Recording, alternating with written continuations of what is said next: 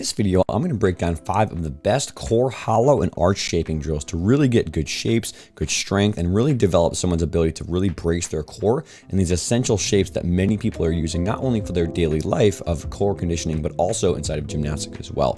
So before we dive into the video though, a couple things we have to do. A couple weeks are left until we have a really epic giveaway that we're finishing off here. We're giving away sets to the 3-day symposium that's coming up here in June very quickly, but we're also giving away somebody a course of their choosing from SHIFT. So if you drop down to the comments below and you put hashtag 24SHIFT, you're going to be automatically entered to win the drawing that's happening in just a few weeks. And this will be our last giveaway that we give because we have the symposium coming up in only 2 weeks. So make sure you drop down the comments down there, put hashtag 24SHIFT if you want to be automatically entered to win that. Also, if it's your first time back to the channel in a while, welcome, but just go ahead and hit that notification bell, subscribe, so that way you get all of the new content that we have coming out to make sure that you are up to date with everything that you can go to make sure it's nice and easy for you to use in the gym. All right, so this first one that I really like here is going to be a basic, but just so useful. So these are called stick uppers and lowers. So I love these drills because they are very simple to do, and literally all you need is space and a stick. So we're gonna have Olivia here showing she's gonna lay in her back and do 10 reps of all of these things. So 10-second hold was first, then she will do 10 seconds of uppers, which is where she's trying to keep her ears covered and just move her shoulder blades up into a rounded hollow position. And then she will do 10 lowers where she's trying to lift her legs up off the ground, but keep the stick and her head flat on the ground above. And then she's going to do 10 seconds of a together, which is going to be the upper part you just saw along with the lower part together, going up and holding into that kind of core compression shape. And then lastly, she would do a 10-second hollow hold. So these are actually really hard to do, but I love adding them into warm-ups or doing some basic accessory work. These are some of the best ways to get some really good consistent shaping, right? We can also do this for the opposite motion, which would be on our stomach. So holding this kind of stomach position for 10 seconds and then doing 10 uppers here where she's trying to keep her ears covered, look at the stick, and try to make her whole body move as one piece. And then she's doing lowers here where her goal is really to move from her glutes and from her lower back together. She doesn't want to do too much kind of swinging of momentum, but she just wants to do a nice, easy, controlled push. And then she'll do the same thing where she does 10 togethers. And then finally, when she gets to the back, she'll do 10-second hold. So I think these are really helpful just as a basic starting point. I like doing about, again, 10 of everything. So 10 uppers, 10 lowers, 10 togethers, 10 hold. One set, about 1 to 3 seconds on that tempo every single day. Common errors to look out for are going to be maybe having the ears poking out too far. We don't want that head to be coming forward or head to be open. We also don't want to see just one part of the body moving, so we want a nice global shape. And as you see, Olivia was going nice and slow. She was not rushing through those and kind of using momentum to get up. So that's kind of my starting point with anybody who asks me about how do I get better hollow, better arch, better core strength, better shaping. These are by far my first things to start with. And then moving on from there though, if we want to get a little bit more advanced here, we can progress to the point where someone is doing some weighted hollow rocks, okay? So doing some arms overhead weighted hollow rocks is extremely challenging. You might need to start with somebody who actually puts this weight straight overhead, pushed to the ceiling, and you actually might need to start with somebody who has a tuck. So a tucked hollow rock might be a good starting point for someone who's younger, who's just starting out, who maybe doesn't have the most developed core strength just yet. Tuck those knees and put the hollow position all the way up so that chest is pushed up and the arms are pushed up overhead, but then eventually the goal is to progress to something like this hollow rock where your feet are straight and your arms are all the way overhead. This one is much more challenging.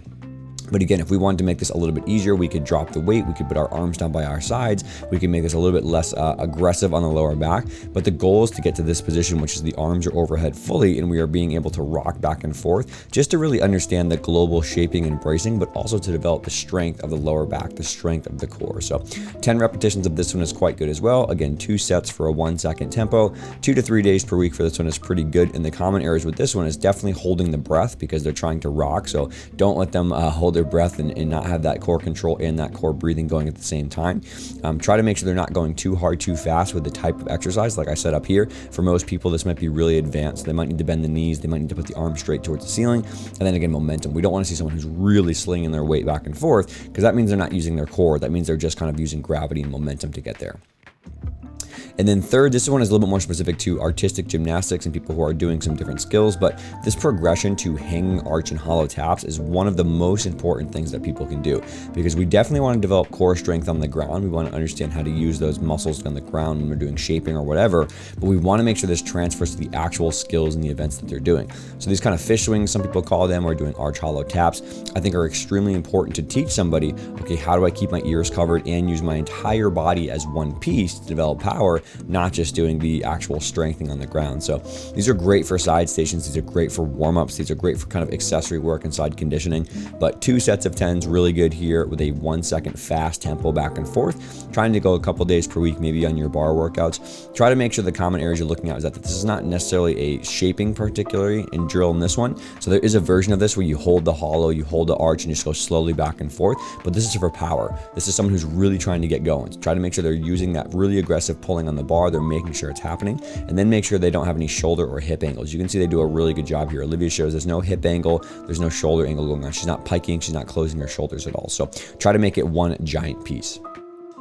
And then getting into the last two that are my absolute favorite. This springboard shaping series is amazing, right? So having someone sit on the athlete's feet or someone hold their feet and then have them push their hips out till they're almost off the springboard. You can do versions of these that are so easy, but also very, very difficult. And by easy, I mean setup. By difficult, I mean they're very, very challenging. So with these shaping drills, so you do hollow, you can go on your side for a side plank, the other side in a stomach for your arch.